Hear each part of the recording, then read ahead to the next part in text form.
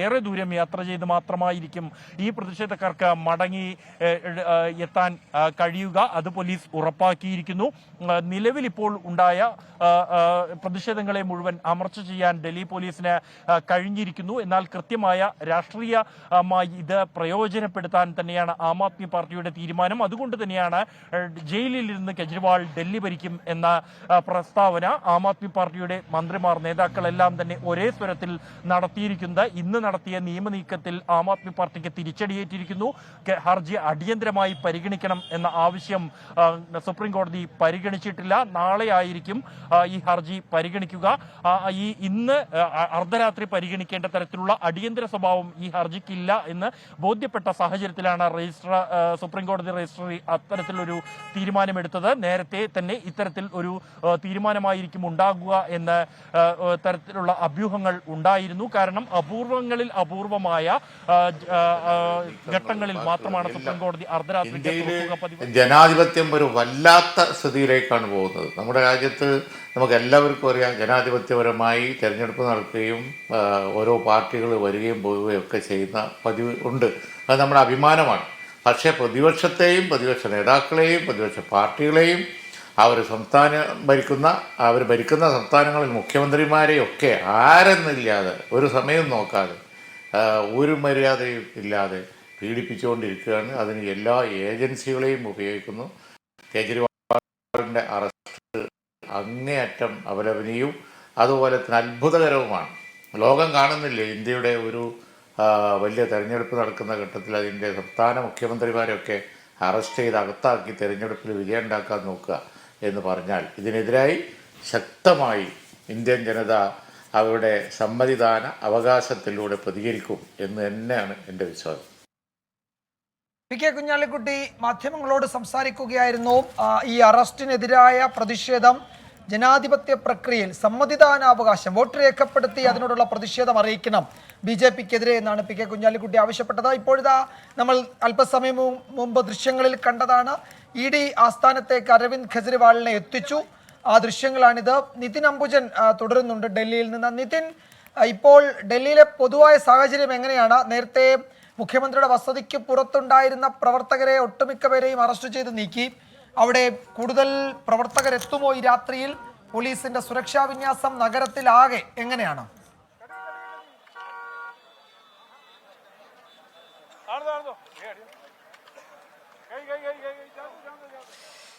വിജയകുമാർ, അരവിന്ദ് കെജ്രിവാളിനെ അറസ്റ്റിലായ ഘട്ടത്തിൽ തന്നെ ഇവിടെയുള്ള പ്രവർത്തകരടക്കം പോലീസ് കൊണ്ടുപോയിരുന്നു. അതിനുശേഷം അരവിന്ദ് കെജ്രിവാൾ അറസ്റ്റിലായ ഘട്ടത്തിൽ വീണ്ടും കൂടുതൽ പ്രവർത്തകർ ഇവിടേക്ക് എത്തുകയായിരുന്നു. എന്തായാലും ഇപ്പോൾ മന്ത്രി ഗോപാൽ റായ് ആണ് ഇവിടെ അരവിന്ദ് കെജ്രിവാളിന്റെ വസതിയിൽ എത്തിയതും ഇപ്പോൾ തിരിച്ച് അദ്ദേഹം പോകുന്നതും.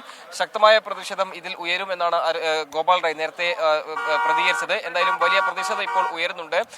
എന്തായാലും ഇപ്പോൾ ഇവിടുത്തെ സാഹചര്യം പരിശോധിച്ചാൽ അരവിന്ദ് കെജ്രിവാളിന്റെ വീട്ടിന് മുന്നിൽ കൂടുതൽ പ്രവർത്തകർ ഇവിടെ നിലയുറപ്പിച്ചിരിക്കുകയാണ്.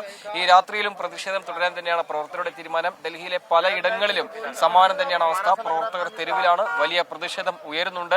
ഇതിൽ എടുത്തു പറയേണ്ട ഒരു കാര്യം, ഡൽഹി അഴിമതി കേസിൽ നേരത്തെ തന്നെ ഡൽഹി PCC ഉൾപ്പെടെയുള്ള PCC നേതൃത്വം അത് അരവിന്ദ് കെജ്രിവാളിനെതിരെ രംഗത്ത് വന്നൊരു സാഹചര്യം ഉണ്ടായിരുന്നു. പക്ഷേ ഇന്ന് കണ്ട ഒരു കാഴ്ച, അരവിന്ദർ സിംഗ് ലൗലി, അതായത് കോൺഗ്രസിന്റെ മുതിർന്ന നേതാവടക്കം ഈ ഡൽഹിയിലെ അരവിന്ദ് കെജ്രിവാളിന്റെ വസതിയിലേക്ക് എത്തുന്നു. അതിനുശേഷം ഈ പ്രതിഷേധത്തിന്റെ ഭാഗമാകുന്ന ഒരു പ്രഖ്യാപനം നടത്തുന്നു. അത്തരത്തിൽ ഇന്ത്യ സഖ്യം ഒറ്റക്കെട്ടായി ഈ തെരഞ്ഞെടുപ്പിനെ നേരിടാൻ പോകുന്ന വേളയിലാണ് ആം ആദ്മി പാർട്ടിയെ സംബന്ധിച്ച് വലിയ പ്രതിരോധത്തിലാക്കിക്കൊണ്ട് മുതിർന്ന നേതാക്കളടക്കം ഇപ്പോൾ ജയിലിലുള്ളത്. ഏറ്റവും ഒടുവിലായി അവരുടെ ഏറ്റവും പ്രധാനപ്പെട്ട നേതാവ് അരവിന്ദ് കെജ്രിവാൾ ജയിലിലേക്ക് പോയിരിക്കുന്നു.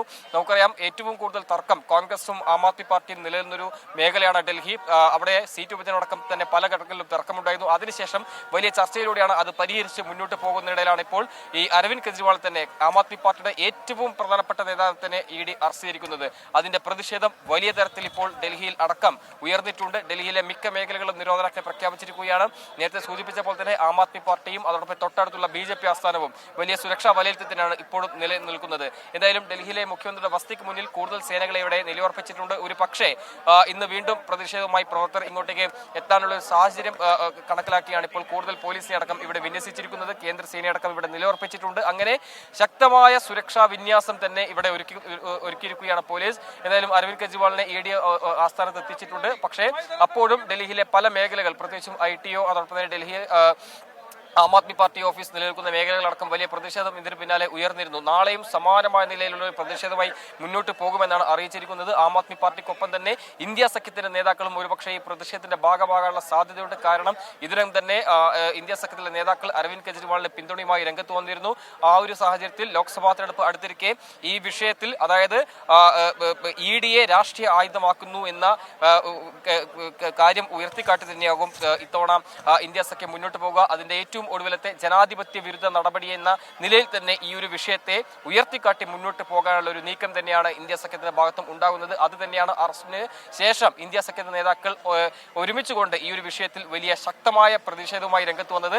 കോൺഗ്രസിന്റെ നേതാവ് തന്നെ ഈ ഒരു പ്രതിഷേധത്തിന്റെ ഭാഗമാകാൻ തെരുവിലിറങ്ങി. കാരണം നേരത്തെ സൂചിപ്പിച്ചിരുന്നു, മദ്യ അഴിമതി കേസിൽ കോൺഗ്രസ് പോലും ഒരു ഘട്ടത്തിൽ ആം ആദ്മി പാർട്ടിയെ പ്രതിക്കൂട്ടിലാക്കുന്ന പ്രതികരണം മുൻപടക്കം നടത്തിയിരുന്നു. അതിനുശേഷമാണ് ഇന്ത്യ സഖ്യം വീണ്ടും ശക്തിയറിയുകയും പിന്നീട് അതിനുശേഷം പല യോഗങ്ങൾ ചേരുകയും ഈ കേന്ദ്ര ഏജൻസികൾക്കെതിരെ ഒറ്റക്കെട്ടായി പോരാടണമെന്നൊരു ആവശ്യം അരവിന്ദ് കെജ്രിവാൾ തന്നെ ആ യോഗത്തിൽ മുന്നോട്ട് വെക്കുകയും പിന്നീട് ഹൈക്കമാൻഡ് ഇടപെട്ട് PCCA അടക്കം ആ ഒരു പ്രസ്താവന പിൻവലിപ്പിക്കുകയും പിന്നീട് ഒറ്റക്കെട്ടായി കേന്ദ്ര ഏജൻസികളെ മുന്നോട്ട് പോകുന്ന ഒരു സമീപനം സ്വീകരിച്ചിരുന്നു. എന്തായാലും അതിലുണ്ടായ ഏറ്റവും പ്രധാനപ്പെട്ട ഒരു നീക്കമായിരുന്നു ഈ പ്രതിപക്ഷ പാർട്ടിയുടെ ഐക്യനിര. അതിന്റെ ഒരു പിന്തുണ തന്നെയാണ് ഇപ്പോൾ ഈ അറസ്റ്റ് പിന്നാലെ നമുക്ക് കാണാൻ സാധിച്ചത്. ആ ഒരു പശ്ചാത്തലത്തിൽ നാളെ വലിയ പ്രതിഷേധമുയരും. എന്തായാലും എനിക്ക് പിന്നിലുള്ള ഈ ഒരു സുരക്ഷാ ക്രമീകരണങ്ങൾ നമുക്ക് കാണാം. ഡൽഹി മുഖ്യമന്ത്രി അരവിന്ദ് കെജ്രിവാളിന്റെ വസതിക്ക് മുന്നിലാണ് ഈ ഒരു സുരക്ഷാ ക്രമീകരണങ്ങൾ ഒരുക്കിയിരിക്കുന്നത്. 1-ാം നമ്പർ ഗേറ്റിന്റെ മുന്നിലാകെ തന്നെ ED ഉദ്യോഗസ്ഥർ ഇവിടെ എത്തിയ ഘട്ടത്തിൽ തന്നെ നിരവധി പോലീസും അതോടൊപ്പം തന്നെ കേന്ദ്ര ഏജൻസികളെയും ഇവിടെ വിന്യസിച്ചിരുന്നു. ഇന്ന് രാത്രിയും ഇത്തരത്തിലുള്ള സുരക്ഷാ ക്രമീകരണങ്ങൾ മുന്നോട്ട് പോകും. കാരണം ഏത് നിമിഷവും പ്രവർത്തകർ ഇവിടേക്ക് എത്തുന്ന ഒരു സാഹചര്യമുണ്ട്. അത്തരത്തിൽ അറസ്റ്റിലായ ശേഷം കൂടുതൽ പ്രവർത്തകരുടെ വരുന്ന ഒരു സാഹചര്യം കൂടി കണക്കിലെടുത്താണ് പോലീസ് ഇവിടെ വലിയ സുരക്ഷ ഇപ്പോൾ ഒരുക്കിയിരിക്കുന്നത്. വിജയകുമാർ, ഇപ്പോൾ ഡൽഹിയിൽ നമ്മൾ കാണുന്നത് അരവിന്ദ് കെജ്രിവാൾ എൻഫോഴ്സ്മെന്റ് ഡയറക്ടറേറ്റിന്റെ പിടിയിലായ ശേഷം അദ്ദേഹത്തെ ഇപ്പോൾ എൻഫോഴ്സ്മെന്റ് ഡയറക്ടറേറ്റിന്റെ ഹെഡ്ക്വാർട്ടേഴ്സിലേക്ക് കൊണ്ടുപോയിരിക്കുന്നു.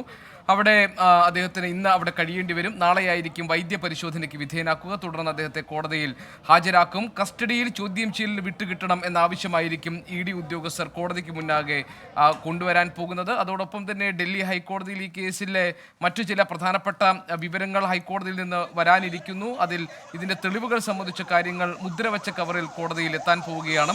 ഏതായാലും ഡൽഹി നയ അഴിമതി കേസിൽ ഡൽഹി മുഖ്യമന്ത്രി അരവിന്ദ് കെജ്രിവാളിന്റെ അറസ്റ്റിന് തൊട്ടു പിന്നാലെ രാജ്യത്ത് ജനാധിപത്യ സംരക്ഷണം ആവശ്യപ്പെട്ടുകൊണ്ട് പ്രതിപക്ഷ രാഷ്ട്രീയ പാർട്ടികളുടെ പ്രതിഷേധങ്ങളും പ്രതികരണങ്ങളും വന്നുകൊണ്ടിരിക്കുകയാണ്.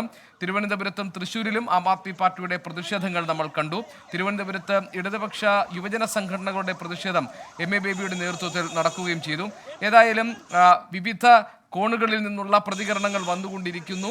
തെരഞ്ഞെടുപ്പ് സമയത്ത് ഇതുപോലെ ഒരു ജനാധിപത്യ ധ്വംസനം നടത്തുന്ന നീക്കങ്ങൾ അപലപിക്കപ്പെടേണ്ടതാണ് എന്നാണ് PK കുഞ്ഞാലിക്കുട്ടി അല്പം മുൻപ് പ്രതികരിച്ചപ്പോൾ പറഞ്ഞത്. ഏതായാലും രാജ്യത്ത് അരവിന്ദ് കെജ്രിവാളിന്റെ അറസ്റ്റിനോടുള്ള പ്രതികരണം, അതിന്റെ രാഷ്ട്രീയ സ്വഭാവം എന്തായിരിക്കും എന്ന് ഒരുപക്ഷെ വരും മണിക്കൂറുകളിലാണ് ദൃശ്യമാകാൻ പോകുന്നത്. അരവിന്ദ് കെജ്രിവാളിന്റെ അറസ്റ്റ് രേഖപ്പെടുത്തി അതിനുശേഷം അദ്ദേഹത്തിനെ എൻഫോഴ്സ്മെന്റ് ഡയറക്ടറേറ്റിലേക്ക് കൊണ്ടുവന്നിരിക്കുന്നു. ഇപ്പോൾ നമ്മൾക്ക് വിവരങ്ങൾ നൽകിയത് നിതിൻ അംബുജനാണ്. നമ്മളോടൊപ്പം ബൽറാം നെടുങ്കാടി കൂടി ചേരുന്നുണ്ട്. ബൽറാം, പുതിയ വിവരങ്ങൾ എന്തെങ്കിലും ഇപ്പോഴുണ്ടോ? നാളെ സ്വാഭാവികമായും കോടതിയിൽ ഹാജരാക്കുമ്പോൾ ചോദ്യം ചെയ്യലിന് കസ്റ്റഡിയിൽ വിട്ടുകിട്ടാനുള്ള ആവശ്യമായിരിക്കുമല്ലോ എൻഫോഴ്സ്മെന്റ് ഡയറക്ടറേറ്റ് മുന്നോട്ട് വയ്ക്കുക. ആം ആദ്മി പാർട്ടിയുടെ നിയമ നീക്കങ്ങൾ എന്തൊക്കെയായിരിക്കും, എങ്ങനെയായിരിക്കും?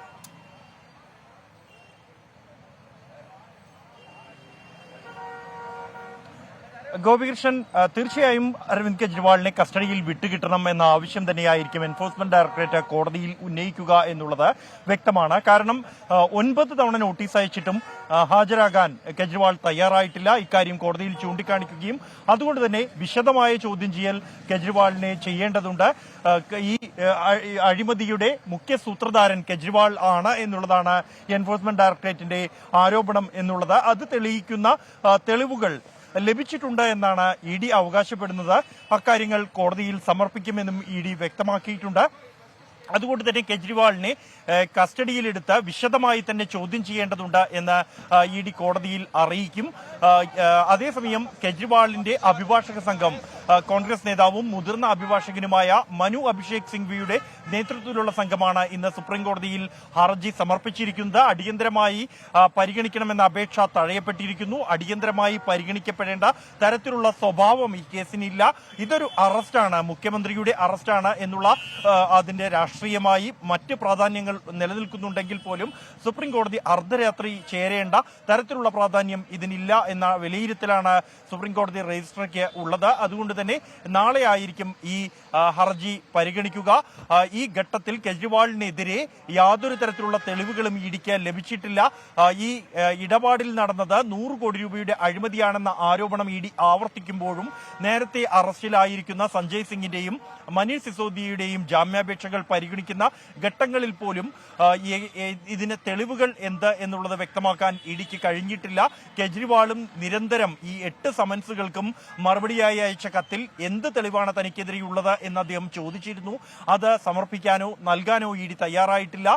കൂടാതെ 1 രൂപയുടെ പോലും പണമായോ മറ്റ് രേഖകളായോ പണ ഇടപാട് നടത്തിയതായി ഇഡിക്ക് കണ്ടെത്താൻ കഴിഞ്ഞിട്ടില്ല എന്നുള്ള കാര്യങ്ങളായിരിക്കും കെജ്രിവാളിന്റെ അഭിഭാഷകർ കോടതിയിൽ ഉന്നയിക്കുക പ്രധാനമായും.